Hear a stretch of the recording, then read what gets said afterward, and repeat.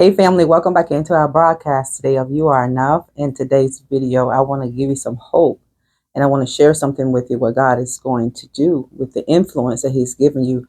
God is going to increase your influence, but He doesn't increase your influence so that you can retaliate on those people who have wronged you in your past. That's not why God is increasing your influence. He's not increasing your influence so you can retaliate. He's not increasing your influence so you can get even. God is increasing your influence, family, because you've been so faithful. And the Bible strictly tells us if we've been faithful over a few things, God said He will make us ruler over many things. So you are going to be very impactful. He's going to bring more opportunities to you because you've been impactful. You've been so influential. You're going to help people leverage their lives. The enemy has been fighting you for so long. This is why the enemy wanted you to be quiet. He wanted you to keep your mouth closed because the enemy knew the moment that you open up your mouth, life came out. He wanted you to shut up. People have been trying to silence you your whole life. If you could just think about it, when you began to talk, maybe you were having a conversation and somebody shut you down. Why? Because you have that spirit of influence on your life. You're very impactful. You know how to connect. You know how to inspire. You know how to motivate. You know how to help people navigate. You know how to help people leverage their life. That's influence. And you're gaining that influence because you've been faithful right where you are. You know, God doesn't give us influence for the bad. He gives us influence for the good. And the reason why He's increasing your influence because He's found you faithful. That means more doors of opportunity are going to come.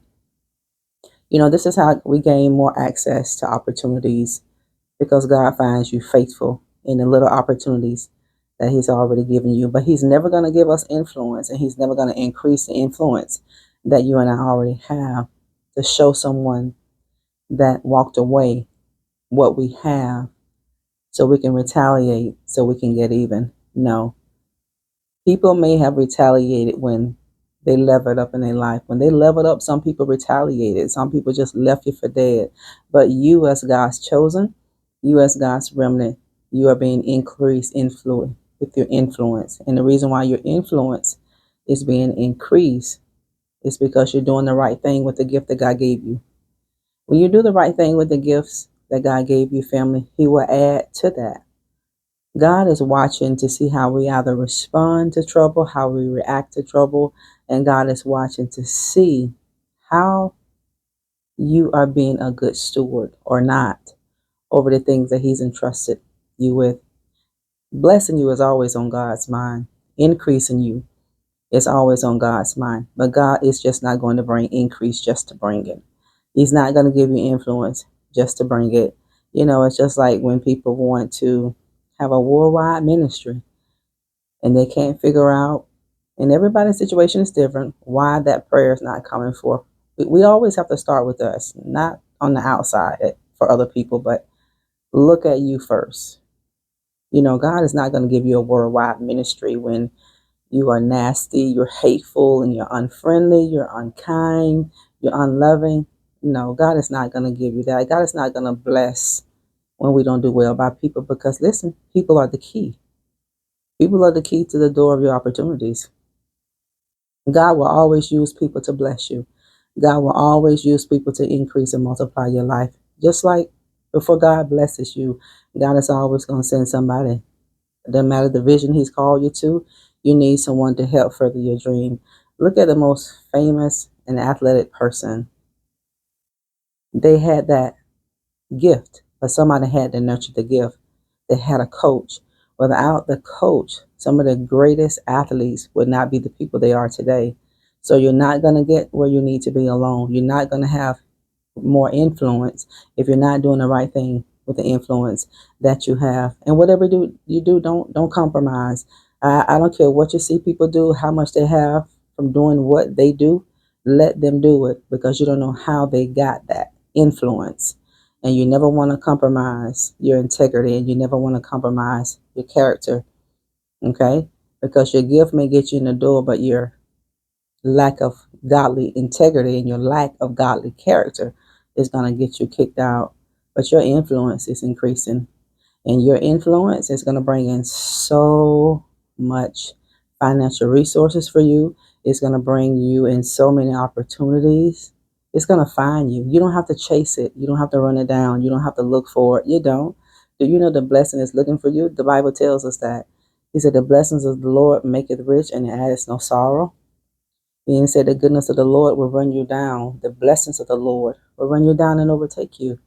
Can you imagine you have blessings with your name on it, looking for you, but you have to get in place. You have to be in position. Why is it looking for you, family? Because God has found you faithful. It's not that we're so good, we're so great. No, God doesn't grant us favor because of merit. He doesn't grant us favor because of the good deeds that we've done. No, that's not how we gain favor. Faith accesses the favor of God. And because he's sovereign and because he loves us and because of his grace and his mercy, God gives us favor. God gave you influence. Do the right thing with the influence that God gave you. Don't compromise your influence. Sometimes people start out doing the right thing with their godly influence and their platforms, and somewhere in the middle they compromise. They straddle the fence. See, that's where you get in trouble. See, you're being tested. God is going to test his children. God is going to say, he's going to see if we follow through 100% with him, or will we at some low point in our life compromise and try to do it the devil's way?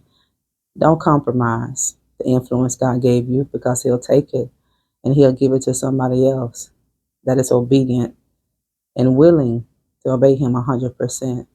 But when you keep being faithful over the little bit, God will make you ruler over a lot. So be a good steward, even over your influence, even over the gift that God gave you to inspire people, the gift he gave you to motivate, the gift that God gave you to encourage people to the point where they want to lever up their life. You help people leverage their life. You help people connect the dots where they couldn't connect the dots. That's influence, and it's the reason why God gave it to you. So remember that whenever you're using the gifts, use it for God's glory. Because when you use it for God's glory, that's when God will open the heavens for you, and he will pour you out a blessing that you don't have room enough to receive. This is why things are going to start pouring into you heavily, mightily. They're going to be multiplied in your life because you're doing the right thing with your influence. And we all get tested. We all get challenged. We do. But that's a part of the process, because God is testing the heart. He's going to test your heart space to see, would you compromise your integrity? Would you compromise your character? Would you take the devil up on this offer? See, God will go real slow sometimes, but he's doing it to test, to see, would you wait on him to bring in the manifestation of that? So you have to wait. Don't let the devil come in and disrupt that foundation that God has built, because that's when you make a mistake. And when you partner with the enemy, you end up losing everything, where God has given you everything. Can you imagine God giving you everything? And then at some point, God tests you, and it looks like what God blessed you with, it wasn't working. And then you partner and start doing it the devil's way. That makes God sad, family. So let's not put a frown on his face. Let's keep that smile on God's face so he can continue to smile on us. When God smiles upon us, that means he's favoring us. He's giving us things that we don't deserve. Merit, we don't get it through merit. We don't get his favor through merit. We don't get the favor of God upon our life through good deeds and how often we do good things. That's not how we get favor. We get favor from the Lord. We gain that favor by faith, by believing in him. And we gain favor from the Lord because he's a gracious God. He's a merciful God. Don't forget that, family. Your influence today is increasing. Be faithful over that gift of influence that he gave you. God bless you. We'll talk later. Bye-bye.